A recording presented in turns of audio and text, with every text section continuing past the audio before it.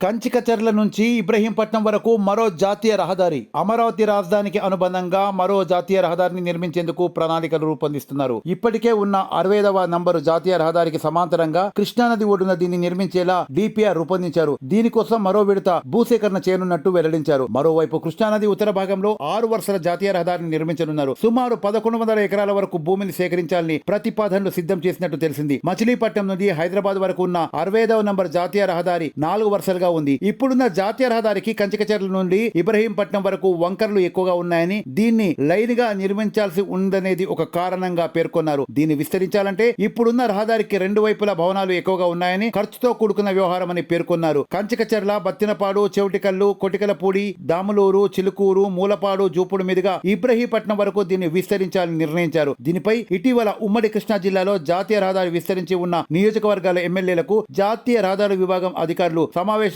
ఏర్పాటు చేసి master plan వివరించారు.